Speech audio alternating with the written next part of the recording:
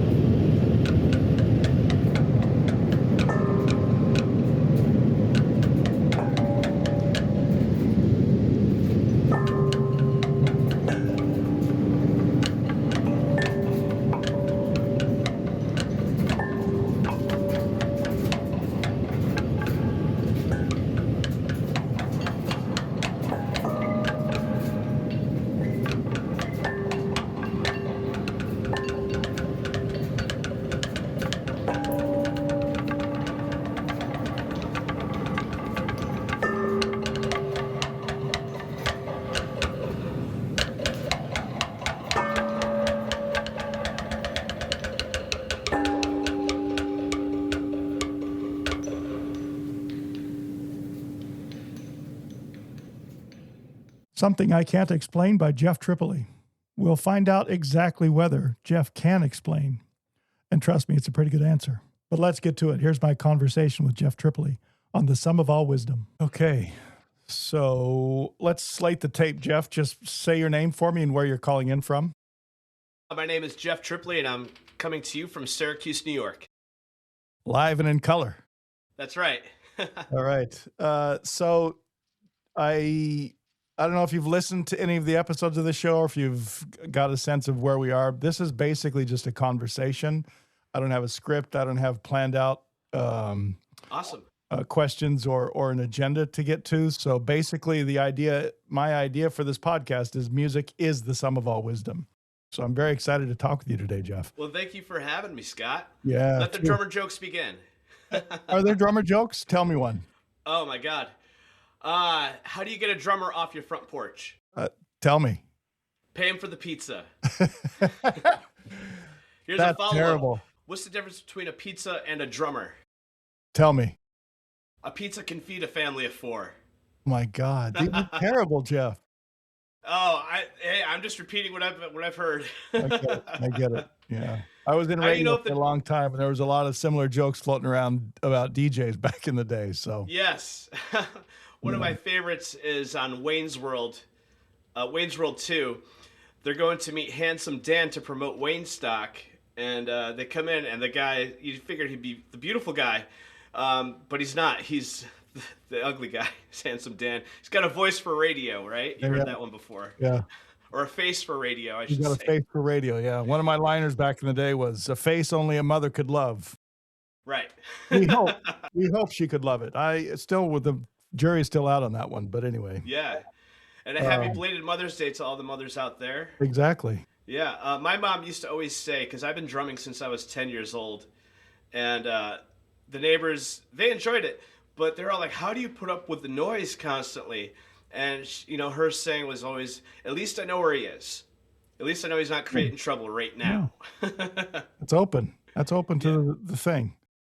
So Right. when I got into music when I was about the same age, my first thing was I wanted more than anything to be a drummer. And my mother said, no. And so I said, okay, trumpet is my second instrument. She was like, fuck no. No. And so I got a clarinet, and I played the clarinet for a while, and that was not my favorite. Let me say it that way. But anyway. That's a hard instrument to play, I've heard. Oh, It's a very difficult instrument. Still feel pity for my music teacher. I must have broken her at one point. But anyway. Right, yeah. So you are, Jeff, I've been looking at your bio and doing some show prep, just reading up on what you do, listen to some other interviews that you've done. You're out there, I think, kind of all over the place. You're international in a sense, and you're highly collaborative. So I want to get to all of those things today. But what got me sort of started with you was your new record. I saw Natural Habitat. I think is it this year, last year? When did that come out? They came out in October 2025. Okay. And I have a copy right here. Yeah. See it? There we There go. you go. And my daughter Maddie did the cover. Nice. And then Ava, she did the back. If you can kind of see here. And then on the inside, fiance Justine did the photo and the CD here. So I'm old school. I'm still doing CDs. And there's enough writing on that page to almost call that liner notes. Are those liner notes, Jeff? That's about one page of them. Yeah. That's good. Yeah.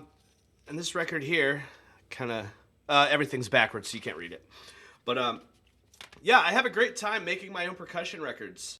I learned a lot right about when the pandemic was going on. I had gone off tour. I was in a band called the Town Pants. Speaking of international touring, when the pandemic happened back in 2020, we were off the road. I was doing about 70 shows a year with the Town Pants. And of course, with the pandemic, you can't play, so I was starting to make my own percussion records. I was bored, and I was really into the artistic side of things. I'm really into bands like old Pink Floyd, Syd Barrett stuff, avant-garde music, and being creative as possible. So at the time I decided to make a record, and I put it out, and I was wondering, what other drummers were putting out drum records besides the Tony Williams records and the Philly Joe Jones records, the jazz greats. But I wanted something that was like a little bit more avant-garde, something that was unconventional. So through my explorations into independent psychedelic percussion music, I had found a composer named Harry Partch. If you're familiar with Harry Partch, I am familiar with Harry. Yeah. Great, interesting stuff. Him and John Cage, I think, for me, are like interesting bookends with what the hell are you doing out there? Exactly. The limits of what's possible, yeah, what's acceptable. Right on. So Harry Partch, for you viewers who don't know, a composer that was inventing his own instruments, really inspired a lot by ancient Greek theater. Also, he was coming up as a young gentleman in his 20s during the Depression. So at that time, he had begun jumping trains as a hobo. Interesting story, a whole bunch of stuff on that. But the point here I'm making is that when he would have to earn money, he would do carpentry, building decks, working on houses and stuff like that between trains.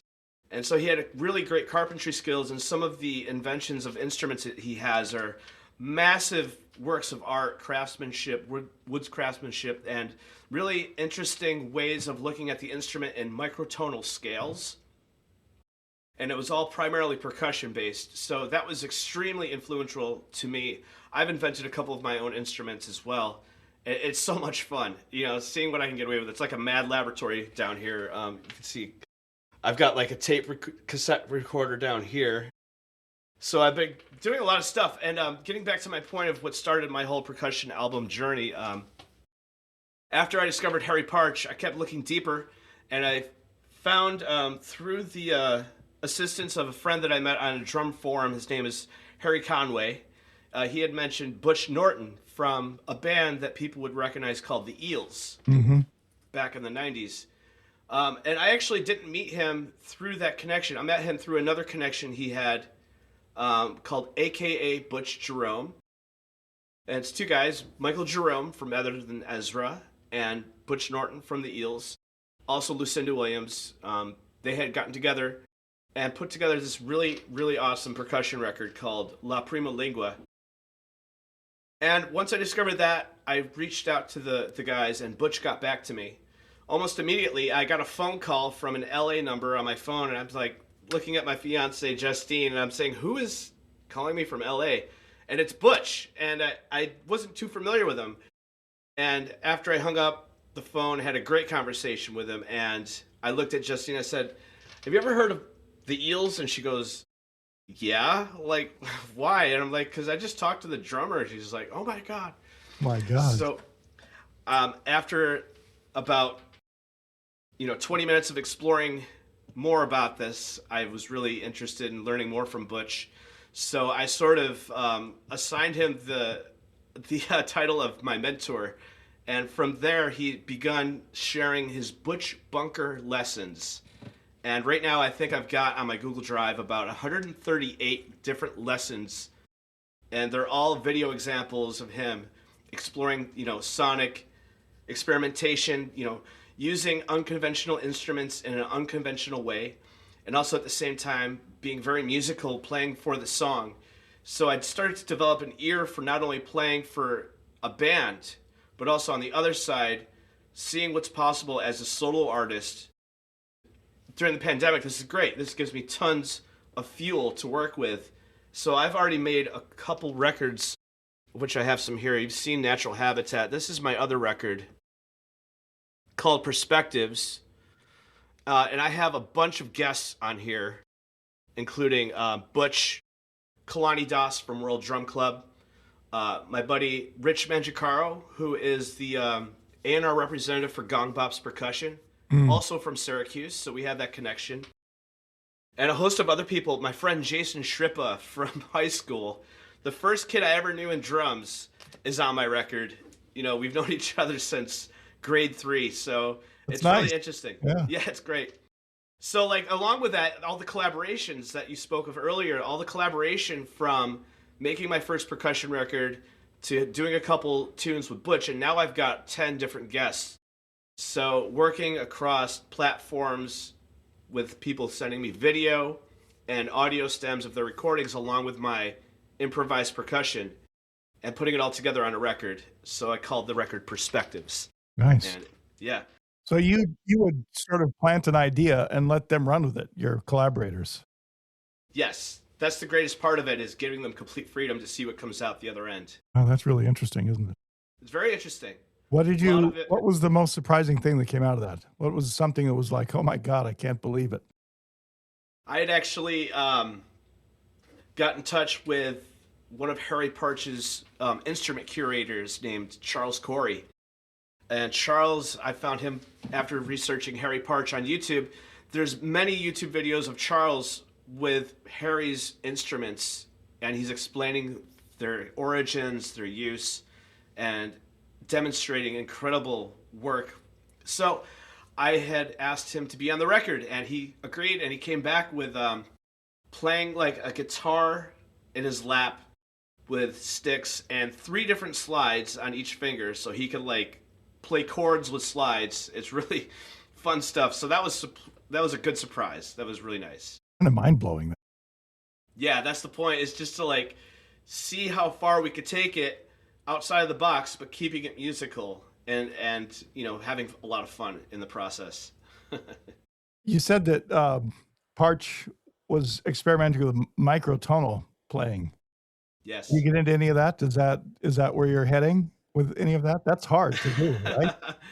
I would say I am faking it until I make it when it comes to microtonal scales. I'm a drummer, so I'm not as nearly well-versed in key signatures and chords and notes in that respect of melodies and stuff like that, and knowing song arrangements in the sense of like, this is a G sharp and now we're going to F flat, and I'm like, okay, aren't those the 2 same chords, right? I don't know. But if you think about a scale has 7 notes, A, B, C, D, E, F, G, all the sharps and flats that go along with that. You take microtonal scales and you're finding notes between the sharps and the flats. So his octave, a normal octave has 8 notes. Harry Partch's octave had 47 tones. And there's this interesting video on YouTube. I believe it's the Chromalodion is the name of his instrument that he demonstrates this on. But if you look up Harry Partch microtonal scales, you'll see exactly what I'm talking about. And what was so interesting about this to me, making my percussion records, speaking about melody and that side of the dimensions that go into a recording, I didn't have a way to really sing at that time. So what I wanted to do was use Harry Partch's inspiration on the microtonal scales, on invented instruments of my own, to mimic the human voice. So it's sort of like a way for me to sing without actually singing, because I don't have a good voice. But it's a great way to make the human voice come through an instrument as well, with the phrasing that you're using. So many years I've spent playing Nirvana, and that's the reason I'm here today, is Nirvana 1993. But you can only do this for so long until you start going, okay, what else is out there? That's what was out there for me on the other side. And it's so much stuff out there. Like Glenn Cochise, the drummer from Wilco, is another huge influence on me. Using all sorts of additional things on drums that are unconventional. Also, inventions of instruments. And he takes it to his own level, and I'm taking it to my own level. So it's really a great way with the inventing of instruments to keep my own identity and stay original, and really know like that I have something unique because I'm the only one that has this instrument. And that's what makes it really fun for me, is seeing like what I can get away with. Some of it's good, some of it's not so good. Yeah, you're finding instruments and you're finding sound, natural habitat. So for me, when I listen to it, I hear the first track, Here I Am, right? Starts with birdsong, and it sounds a lot like Cirrus Minor from Floyd, Alpha More. When I listen to that, it's like, ooh, I'm in a lineage of really interesting stuff going on here. So tell me, how did that come about? You said it, Cirrus Minor. That's the one. Absolutely, you're the only person that's gotten that so far. So good for you. I'm a diehard Floyd fan, so Me too. Absolutely. Actually, I have. Where is it? Right here. Can't let my Keith Moon drum kit fall over. I have this guy right here. There you go. Nice. Yes. Well done. You can see the bookmark is in here. And huge influence. So actually, that's exactly what it was. Is I really loved the intro of that record. And I wanted to take that inspiration, steal it, and then see where it goes from there. So at 4 o'clock in the morning out in the backyard, I went and recorded the birds. And from there, I started exploring a lot more. Again, Butch Norton has exposed me to a lot of different concepts that I'm still using today and still exploring, still learning as I go. But the idea of field recording is really interesting to me as well. Like I said earlier with this tape cassette down here, begun experimenting with like going out and recording, going through the car wash and the noise that makes going through the car wash. Using that as a sort of drone background and letting that influence the music. And there's a rhythm to that, isn't there? The way you move through the car wash and the way the straps, right? The cleaning straps hit the car, all of that has a rhythm and Absolutely. a sound. Yeah. Yeah. Natural habitat literally turned into all of my surroundings in my real life. The frogs down the street, the dryer machine right next door here. I'm in the basement in the studio and the washing machine's right next door. So I heard this, my fiance came down, she's doing laundry. I'm like, what happens if we like take these bungee cords I have and just throw them in there and then record it? And you get the cycling of this randomness. And another drummer that I was really influenced by, still am, I love Billy Martin from Medeski Martin and Wood. Martin Wood, yeah, right. Yep, and I talked to him for a minute on a Zoom meeting, and I told him about the washer or the dryer machine with the bungee cords, and he said there's like a concept where you have an opposing rhythm and then another opposing world, and they're kind of like doing their own thing. You know, one's going up and down, the other one's doing whatever it's doing over here, and somehow they intersect in a very interesting way that's left up to chance, and it's an improvised way of looking at creating an atmosphere out of complete randomness, like a controlled chaos. Mm-hmm. He is much more well-versed in it than I am. I'm really new to all this stuff, so I'm always the student, and that's what really keeps me going. And it sounds like you must have read Rick Rubin as well, right? Creative Act is a lot of these kinds of ways of thinking about how do we make and find the sounds and any act of creation, actually. That's exactly right. Are you sure we don't know each other from another life? Because we must, right? Yeah. In fact, yeah. I don't know Billy, but I know the Medeski, Martin, and Wood folks, the Wood brothers. I'm from Missoula, Montana. They were around there for a time when I was living there. Interesting stuff. They do great work. I really love their sound.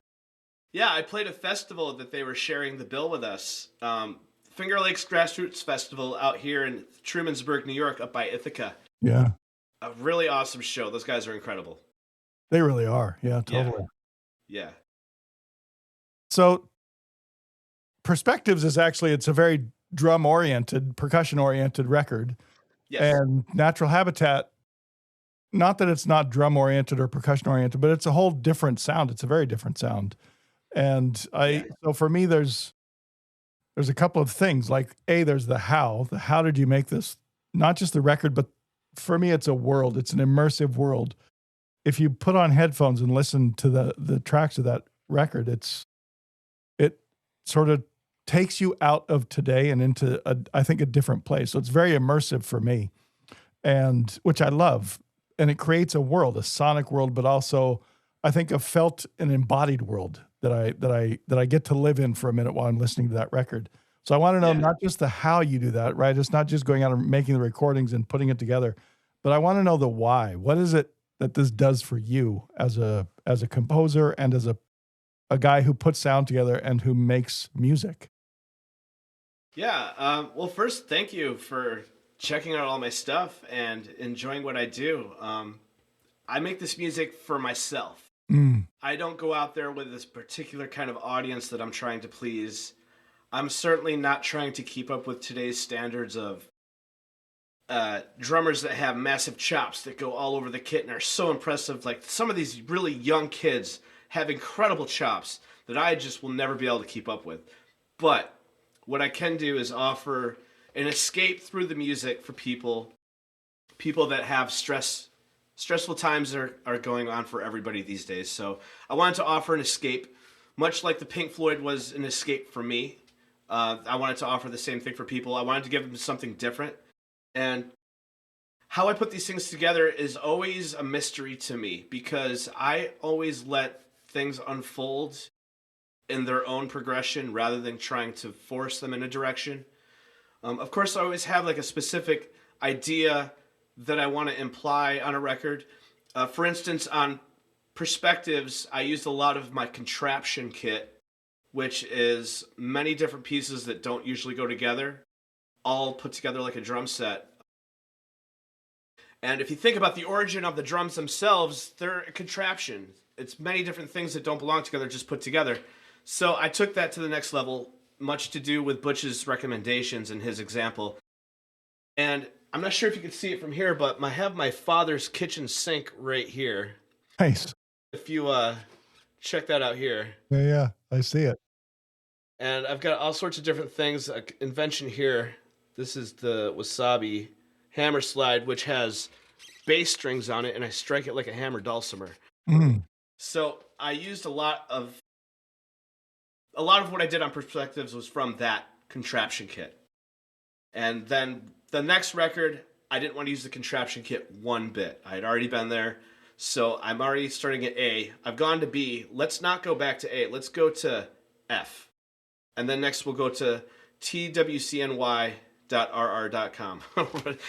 And we're never going back to the same spot. So with Natural Habitat, going along with the theme of my surroundings, natural habitat, I wanted to keep it natural sounding. So I used a lot of things like bowrons and hand percussion, anything besides a drum set or a contraption kit. So it was very much more into the hands with percussion, which was another learning experience for me altogether. And a lot of the influence from that came from the people that influenced Kalani Das and Kalani Das and Butch Norton were influenced by a drummer named John Bergamo. John Bergamo was another guy that was, he was coming up around the time of the 60s.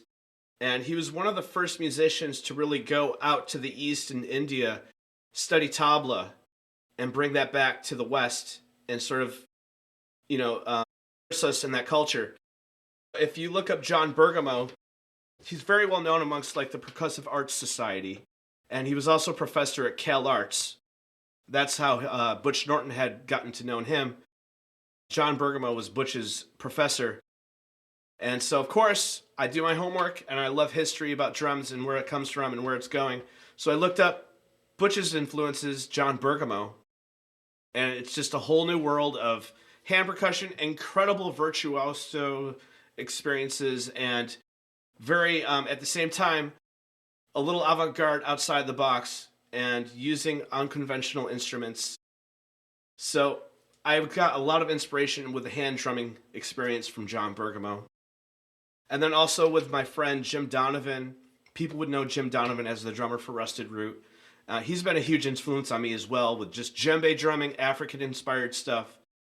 And I wanted to take that side of me and develop it more.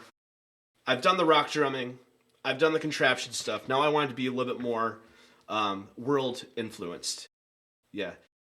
And my next record... Sorry to interrupt you, Jeff. Afro Cant on Natural Habitat is pretty heavily percussive, right? So Yes. What's the origin for that one? I can show you right now. You guys remember tape cassettes, right? Oh, back in the day. Yeah. Nice. Sorry it's not mirrored, but this is Damaru. And that's Butch and Ray McNamara. Now, Butch sent me this. And that was a huge influence as well for Natural Habitat. Afro Cant is a drum cover from that tape that was released in 1995 was when that tape was made. That was the year before CDs were even a thing, right? Yeah. I've been playing drums for 2 years at that point. And, I've always found that inspiration comes from everywhere, especially something underground. like I said, I'm really a big fan of Syd Barrett and the avant-garde side of things. So when Butch turned me on to his project from the past with Damaru, with himself and Ray McNamara, I heard Afrocant on there, and I was floored. Again, I'm always a student, always learning. So this was my first real diving in to experience hand drumming, percussion, world type stuff. So when I first heard that, it was a great diving board to like, okay, I'm gonna like attempt to recreate this. And when I did that, I loved it so much. I was like, I'm just gonna use this as a springboard for the rest of the record. So when I created Here I Am with the birds in the background from Cirrus Minor, I kind of was like, okay, where is this going now? And then I heard Afrocant, and I'm like, that's where it's going. So Afrocant comes directly from Damaru, Butch Norton, and Ray McNamara. Let's step out of that conversation for just a bit and listen to that track. This is Afrocant from Jeff's album, Natural Habitat.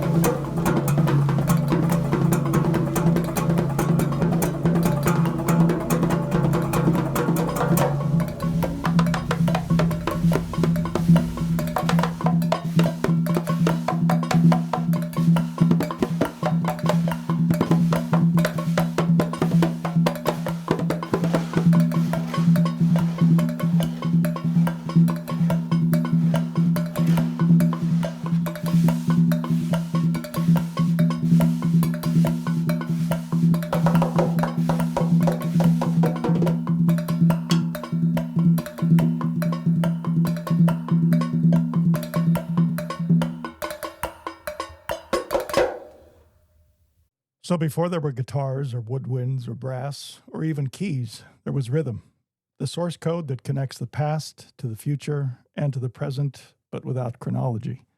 And Afrocant, I think, gives us a pretty good understanding of that primordial thing. But let's get back to the conversation with Jeff. On that record, it's not just found music, it's not just natural habitat, but there's so much like the walking and the breathing. And at one point, I think you drop a cluster of bells. There's the sonic universe that you're creating there. I think is really interesting. So was that experimental? How did you come to the idea that I'm just going to record myself walking and include that on my record? Well, and I always bring him back to Butch. I mean, he's such a huge influence on me for the last 4 years. It's hard to really get away from talking about him, but I'm trying to keep my own voice intact here while I do this. But He's always influencing me to do things besides what my instincts are when it comes to producing. Because I had never recorded myself before. I was coming from a land where I was like, oh, I heard a click on the mic. I better erase that. Or, I can hear somebody, like the TV's on in the background. You can hear that. I better get rid of that. Or, so I was sterilizing the tracks. Mm-hmm. And he said, you know what I love about what you're doing, Jeff, is I can hear you breathing. And, I can hear you like pick up the sticks. And that sort of like sound in the background of, everyday life happening around me, and not taking it out, leaving it in there, letting it just be, accepting it for what it is. So I had to learn really a lot of acceptance in what it was. And from that, I would hear things like, I heard before I hit stop on the record button, I took off my headphones and dropped the jingle bells, got up, went to hit stop. And then I was like, well, let me just keep that on.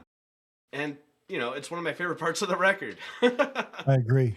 Yeah. It's so like from that, the Beatles or, Johnny Cash. You can hear the creaks and the groans in the studio, but you can also get ambient noise, talking and, yeah.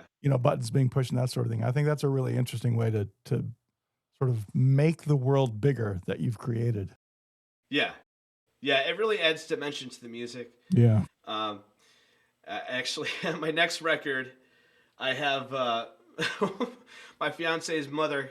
She came down to get me for something, and I was still recording, so I have a conversation that I haven't quite decided yet whether I'm going to keep it on, but I think I'll probably take it off just to save her. But it's stuff like that I really love.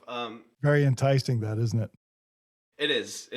But at the end of, I think it's Pink Floyd's Division Bell album, you hear a phone conversation, and then they hang up the phone, and that's the end of the record. So it's just really interesting to accept, that the universe has opened up this world for you. Like we're talking about the Rick Rubin book, being an antenna to the world around you and being receptive of the influence it's trying to send you. And if you recognize that, take it, use it for something, and then craft something from that inspiration. So from that, when you start accepting the blemishes, warts and all, no quantizing, no cleaning, no sterilization, you start to hear things that influence you that you didn't expect, and you have these happy accidents that start to unfold, and you follow this trail of happy accidents. You're like, wow, somehow we wound up here. This is not exactly what I had in mind when I started this track, but this is better than what I had in mind, Yeah, right. Letting the universe work for you. And something very human about it, right? That you can't recreate those kinds of happy accidents, as you say, through AI. That's Right. the quintessence of cleaning shit up and making it sterile. Right, Yeah. the perfect sound, so to speak, but it's not perfect. It's horrifying in its way. There is no perfect at any time. Yeah. There's no perfection at any time whatsoever, and that's what makes it fun. That's what keeps it interesting. Yeah, totally agree. Tell me where you're going for your next record a little bit more, Jeff. When's it coming out? You're working on it now? You've got some recordings. What shape is it taking? Right now, it's just really early in the process. I have about 19 separate tracks that have all been just improvised. I still don't know really what it's going to be, but there's going to be a lot of tape experimentation. My current influence on this doesn't actually come from anybody in the percussion world. It comes from David Bowie. Really? So to digress here for a minute, on the side for my projects, to make ends meet, this is what I do for a living. On the side, I had begun through my friend Jeff Molesky. He owns a studio here in Syracuse called Mole Tracks. He has a lot of clients that come in that want to start doing video production. Like, let's shoot a music video at his studio. Mm-hmm. He is, for certain, the best sound engineer I've ever worked with in Syracuse when it comes to traditional analog. Great microphones, great board, great room, great atmosphere, great vibes, great jokes. Also, he's a drummer. So he hired me and my fiance, Justine, to start doing videography, which is another practice I'm still learning, but getting better. One of my current clients is a guitar player named Earl Slick. played with David Bowie. I know And Earl so Slick. he and Yeah. yeah, He's something. Earl Slick is the man. God almighty. That's a good client to have, man. I love him, man. He's the best. And he and I have been talking for a couple months, on and off. Really good stuff. And to get back to my story here, one of the things he told me about that I heard of before but wasn't really familiar with was David Bowie's lyric writing process of cutting up newspapers, taking random phrases, putting them together, and that's the lyrics. Mm. Sort of, again, letting the universe take over, not getting in the way of the process. And so I took that theory to heart, not for lyrics, but for rhythmic phrases. So, this is something that I'm going to be experimenting with a lot more here until I'm ready to release the record. But the concept right now is to call it beat poetry. I like it. Take all these clippings and put them together, whatever it says, play that rhythm on the drums. And then going back to the packaging of the CDs and all that stuff, hopefully vinyl this time, I'll have the lyrics, and people can read the rhythmic lyrics as they go through the record. So what am I trying to say? There's another lineage here that I want to hear from you about. So from Butch and his mentor through that sort of Carnatic sound and microtones and Harry Partch, and now you're moving into beat poetry and doing this Bowie approach to things. It sounds really like stitching things together, and I'm sort of thinking about Taki Tina, one of the tracks that's on Natural Habitat, and how you do rhythmic scale. So Yes. Beat poetry for me feels like you're exploring that in a little bit wider sense, with all of these influences kind of coming together. Again, you're like in my head. That's exactly what we're talking about here. Another John Bergamo lesson is the Bergamo rhythm scale. So you have the pulse, and the rhythm scale is just a way to dissect that pulse, just like we would 1 and 2 and 3 and a 4E and a 1, 2, 3E and a 4, right? We have that scale. What the rhythm scale does is it replaces the numbers with phrases. Ta, ta, taki, taki, taki, te, takatina, takatina, takatinage, and so on and so forth. So what it does for me is it opens up a way to not only come up with new phrases, and also a way to do different divisions like 5s or 7s. And there's, again, a whole Butch Bunker lesson on the John Bergamo rhythm scale and how to use it. And you can line up, like 3s and 4s, or you could do 7s, or you can make all these different combinations. Again, coming back from John Bergamo's experience with tabla playing, it's not so much, okay, 1, 2, 3, 4. It's, how you doing today? Today we're going to have a good time, and we're doing some drumming. It's like, it's speaking, it's having a conversation. And for me, that's where Taki Tina came from, was that experience. So I'm trying to take that to my own personal level, crossing that with some influence from David Bowie. And just recently, last night, now your listeners who know about Bauhaus are going to say, Jeff, where have you been for the last so many years? At least that's what Justine said to me. So we watched a little bit of Billy Corgan has a podcast, and he just recently had a member of Bauhaus on there. So we watched it last night, and I just learned about a track from Bauhaus called Exquisite Corpse. And this is actually a game that you could play like with my daughters. We would play this game where you fold up a piece of paper. You don't let the person who's next see what you draw, but they take the paper. On the next side, they have the blank side. They draw something nobody saw. And then they hand it to the next person. And then when you unfold it, you have this, whatever that is. It's an exquisite corpse. It's a Frankenstein kind of picture. It's a Frankenstein, yes. Yeah, nice. Yeah. Yeah, so, again, my head is, somewhere else, and I'm trying to, ground it into a way that I can, put something musical together, not just put together some experimental nonsense right now is kind of what it is, but trying to boil it down, sculpt it, chip away at it, take away pieces, and, seeing what emerges, letting the universe come through in a different form is what it's about for me right now. And the other side of that is using the tapes, using lo-fi sound on a really inexpensive, crappy tape cassette recorder microphone, and using that as a sort of texture to go along with the record as well. So there's a lot of experimenting still, and I'm always the student, so I'm always trying to boil it down, make it musical, and see what comes from that. So that's what's the next record, hopefully. Do you plan to use your kit and your contraption kit, or are you sort of doing something more like Natural Habitat in your development process? That's the level I'm on right now. I'm still deciding that. I've actually gone back to drum set a little bit for this. So I'm taking that platform. I got these Ludwigs here. I'm not sure how well you can see them, but this Ludwig kit right here. Nice. You see better this way.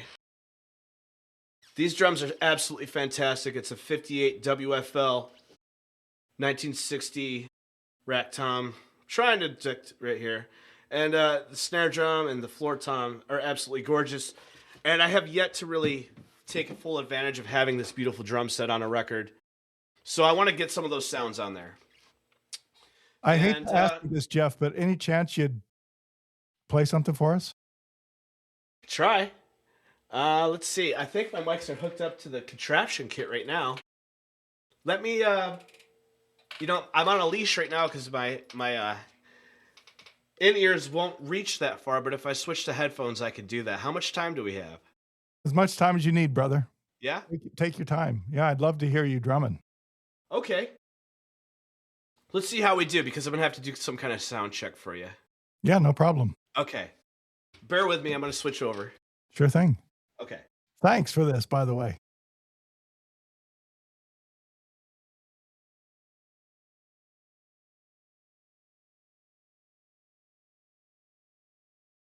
Take out the big old headphones here.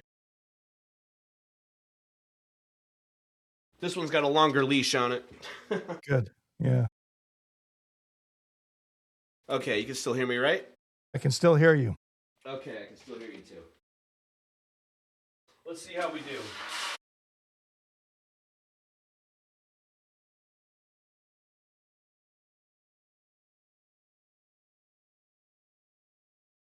I can hear that. Yeah. Let me get this out of the way. See if I can get you on the kit. Here we go. The wonders of technology. Here we go. Amazing, isn't it? I love it. So, contraption kit. One of my favorite pieces is this guy. Get this from Home Depot. So.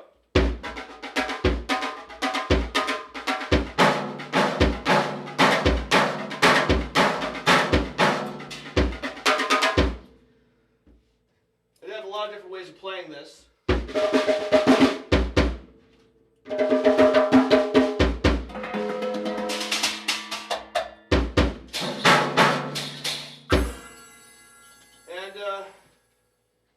I have this guy here.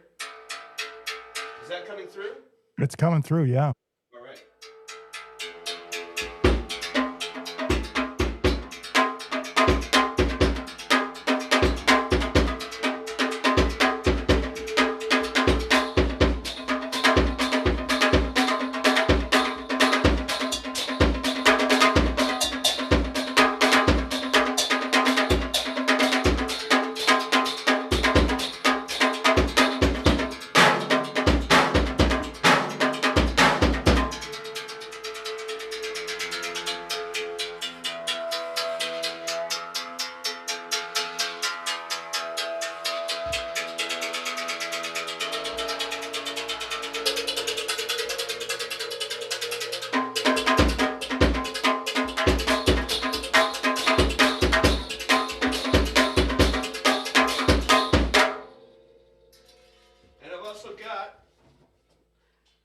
Can't see it as well because it's actually my seat on here is the Gong Bop's El Maestro Cajon.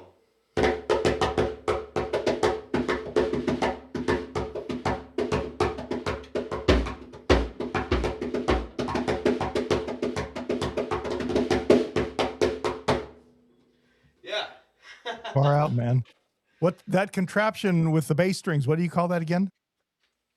That's the Wasabi Hammer Slide. And that one in particular is the bass hammer slide.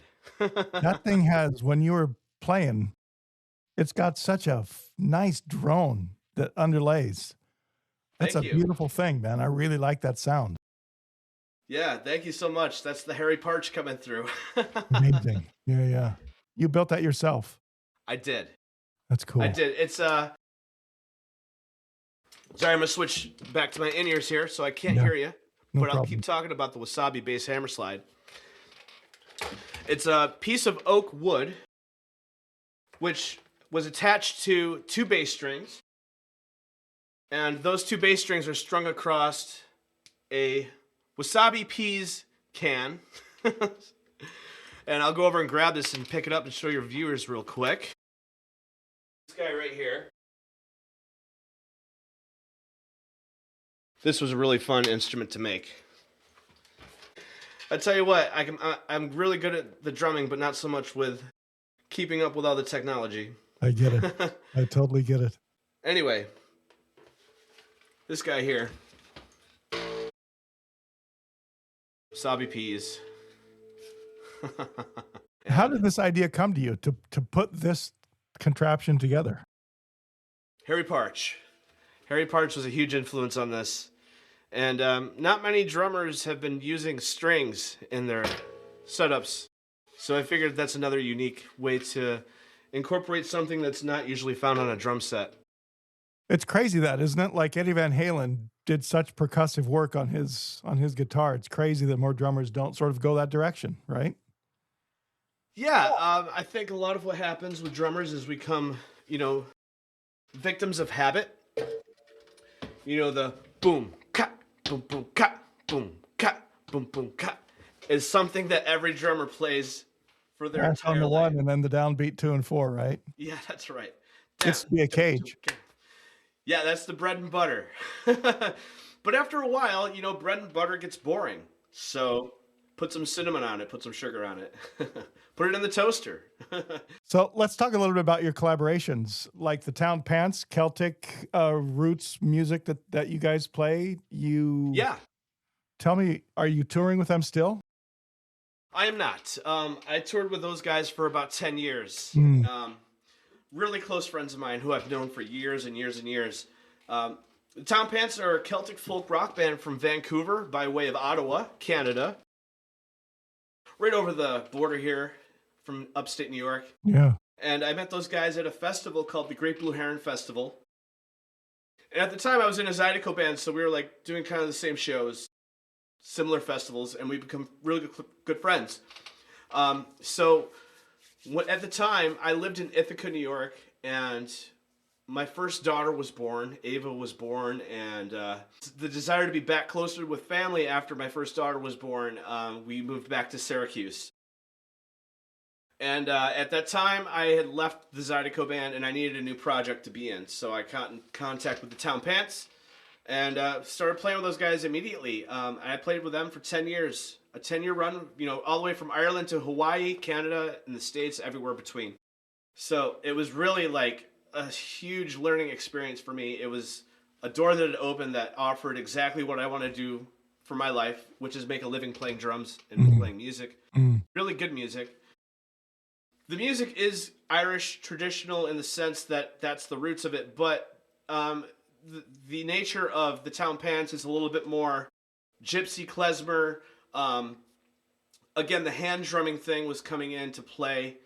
But in the sense of more like a Eastern style of hand drumming on a doumbek or a darbuka, which I actually mounted on a drum set, and using that with the snare drum with the snares off and tuning the darbuka and the snare drum relative to each other in pitch so that I could have this sort of like hand drumming experience from a drum set.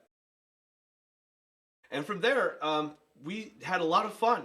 The music is really passionate, and our fiddle player Johanna is incredible. She's out of Alaska. And then you had Dave and Dwayne Keogh, who are brothers. One of them's a guitar and the lead singer. The other one is banjo, mandolin, and the other lead singer. And we had Blake Propes, also from Syracuse, on the upright bass. So it's more like a bluegrass infused Celtic music with some hints of klezmer and, of course, the Pogues. You know, the Pogues are an absolutely stellar, influential band from Ireland that everybody should know about. So you kind of get this infusion of bluegrass and traditional Irish music with elements of Americana, and of course the Pogues' punk rock Irish kind of acoustic approach with everything as well. But we're more like, I guess we're more in the style of like, in particular, what really did it was the lyrics of Dave Keogh, which were really more in the vein of like Bob Dylan, in the sense of telling a ghost story, or telling a real story of a fan of the band. One of their family members from Corning, New York, back in the Prohibition times, had tried to cross a creek after a private party with a crate of rum in his hands, but got stuck in the creek. So the cops had to come and bail him out. At the time, it helped him out because he paid him off. They paid off the cops with a crate of rum. But they left him one behind to keep him warm, as the lyrics say. Yeah, that's good.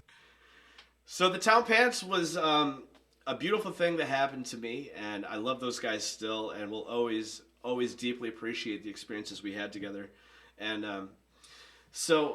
now what I'm doing, and again, I am scattered because as a drummer, I got to keep the ball rolling. I got to keep the road paved ahead of me. So when I'm not making my own records and being a freak in the basement, I'm now playing with some groups. Like, I'm doing actually a couple cover bands, which I wouldn't expect for me to be doing now, but that's what my scene offers here in Syracuse right now. One of them is called Sons of Grunge, which is with my old friend Shane Stillman, who's a fantastic lead singer, also a drummer.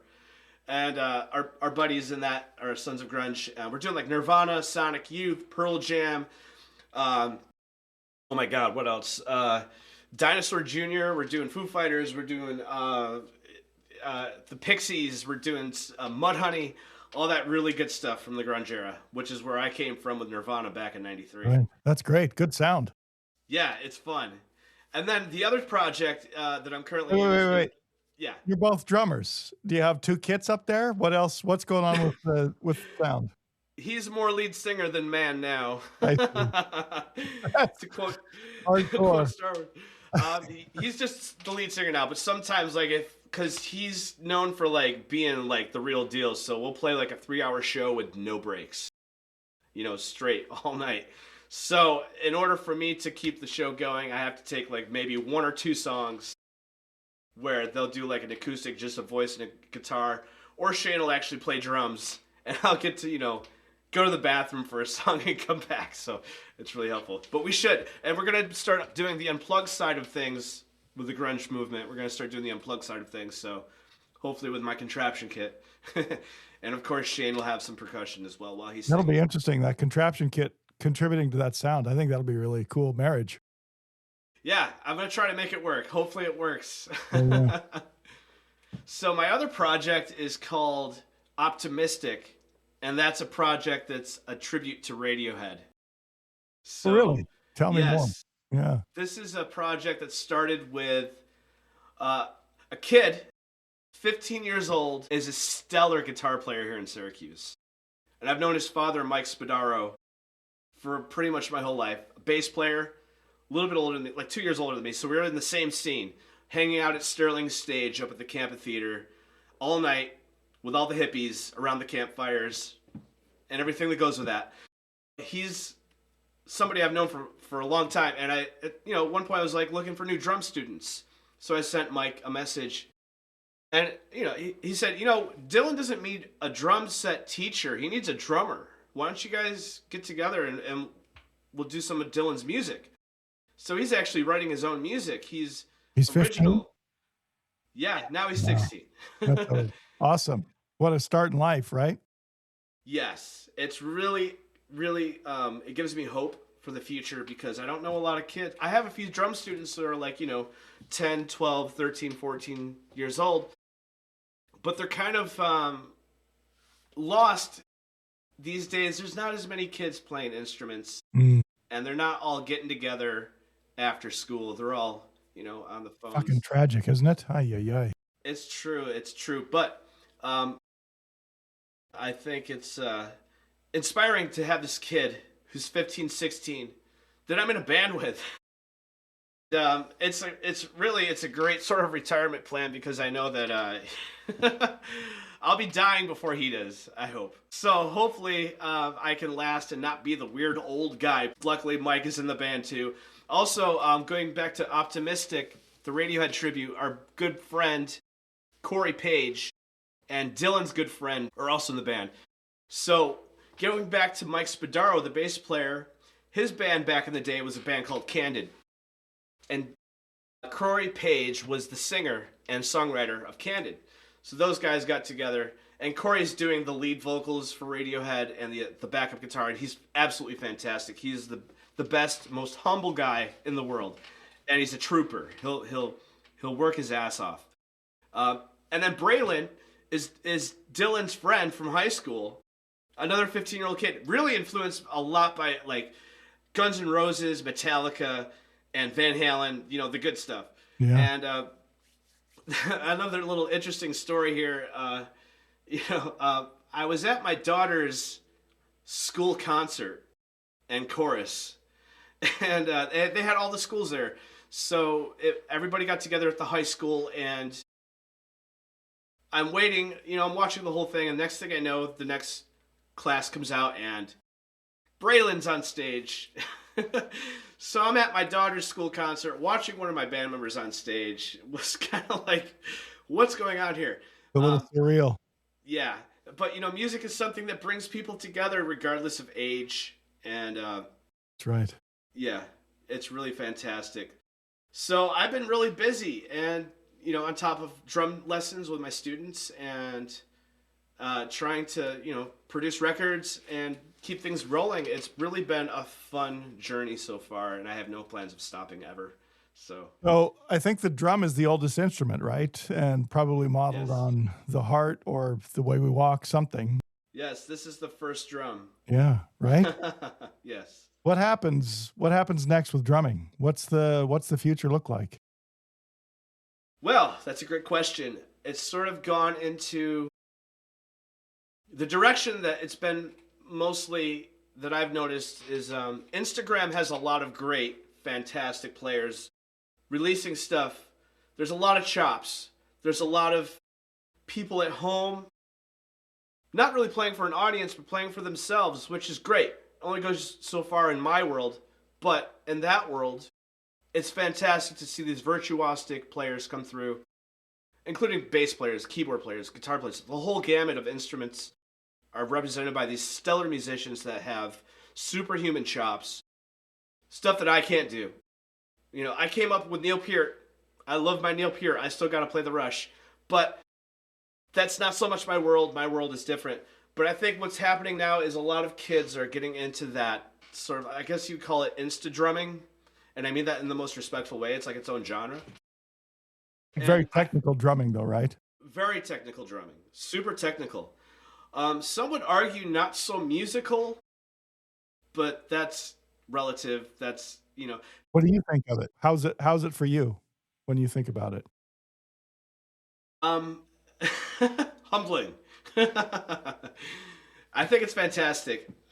Sometimes it's a little overwhelming. Sometimes I'm like, okay, that's enough killing the mosquito with a bazooka.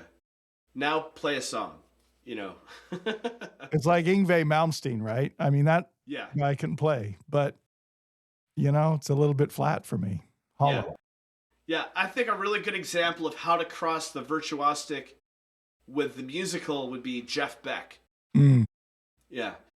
Really, really inspirational stuff from guitar player, nonetheless, of course. But then guys like Steve Vai.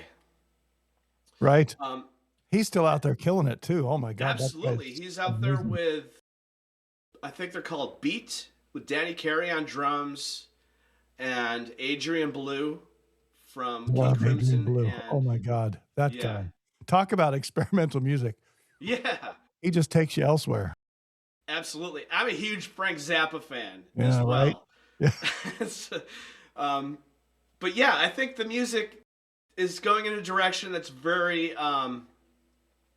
indulgent. And I mean that in a good way. But I think now that people have gone through this for a couple years now, it's the pendulum swinging back, I think, to more of where I'm at, which is getting away from the computer. Get away from quantizing. Don't sterilize. Don't overthink. Just play and have fun and do something different. And, you know, it comes back and forth all the time. The response to Nirvana was the Backstreet Boys. So it's always going back and forth. And I believe that's something true with everything in life. Yeah. Politics, you know, I don't want to get into politics, of course, but yeah, the pendulum always swings. And I think what's going to happen in the next couple of years are people are going to be like, okay, we're sick of the norm. Let's go back and see what else is out there. And my hope is that that I can inspire the next generation. Another good reason to be playing with kids 15, 16 years old. Right, yeah. Is that I can sort of, you know, pass on a little bit to them and keep that torch going, keep the torch lit for the next generation. Model the ethos, too, that you have. You know, one of the things I really like about your music, Jeff, is you seem to me to be a storyteller, so distinct from the very technical approach, which to me doesn't tell a story. It tells me you can play really well, but I don't feel it. But with what I've heard from you, it definitely has feeling, and it feels like there's a world that you're trying to show me, and I take that seriously. I think if that's what you pass along, that's a good thing to pass along. Yeah, I really hope that that's the impression I'm giving. Sometimes I could be self-indulgent and just being like, oh my God, I'm having so much fun here on this weird thing I've never done before. And that was awesome. And I go back and listen, I'm like, no. So you got to live and learn. You got to let the universe talk to you. You got to let it come and get out of its way, let it do its thing. And, you know, I wish nothing but the best for every young musician out there. And it's been a passion of mine my whole life. So I really hope that the future of drumming is going to embrace whatever comes next, you know, and I really hope, and I'm not even going to say the cursed words AI for what's coming next, but it's out there. And it's the pendulum. You know, everybody's happy with it. Even corporations. So when it first hit in 22, corporations were all like, let's just jump on this bandwagon. And then they did. And then a year and a half later, they were like, that bandwagon ain't taking us where we need to go. So they started piling off. And I think music will do the same thing. It's harder with the industry, right? I mean, the labels and that sort of thing, investing in Suno and whatever else. Yeah. But, you know, there will be, either it will be organic and the labels will say, we don't really want to do that because it's not serving us anymore. And it's expensive and the return ain't great. Or it will be, you know, listeners don't want to hear that. I think listeners are much more savvy than we often give them credit for. And they can say, I don't want to hear that. And go, I want to hear the guy who actually composes his own stuff, puts together his own stuff, finds sounds, and creates these contraptions. That's going to be more interesting, I think. I hope so. I know that the AI can't create its own instruments. Yeah, ever. They can only work with what they've got from prior history. But and they can't even do things like ethnic instruments, right? Like balalaikas. I've never heard of that before. They can't reproduce it. If you ask an AI generative LLM to do something that is not based in guitar, drums, piano, they really have a hard time generating it. Yeah. Which is great. More of that, please. More of not that. Yeah, exactly. But again, you know, time moves forward regardless of what we've got going on in our own personal world. So I think that what we'll learn eventually with AI, I hope, is that it's a tool. And just like the internet can be used for good or evil, we can cure cancer or we can kill the human race. And so I think the balance is going to be understanding the responsibility that humanity has in taking care of ourselves, keeping this world healthy, keeping this world clean and happy, and hopefully my music does that for people, simply by, something different, taking you into my natural habitat and taking you out of this crazy mixed up world for just 30 minutes at a time. Yeah. So I think you're very effective with that, Jeff. It's a great record. I want to thank you for being on the show today. Before we close it out, tell me one piece of advice for somebody who's coming up, trying to figure their way out to do music as a livelihood. What's your advice? Listen and serve the music. Nothing more, nothing less. And always be the student, always learn. And you'd be surprised if you push yourself what comes out. And feel from your heart. Don't think too much. I like that, Jeff. Thanks a million. I appreciate you being on the show. When you get the new record out, let me know. We'll come back and we'll revisit what you're doing now. Absolutely. Thank you so much for having me, Scott. I really appreciate it. I love it. Take care, Jeff. You too. See you soon. Take care. Bye-bye.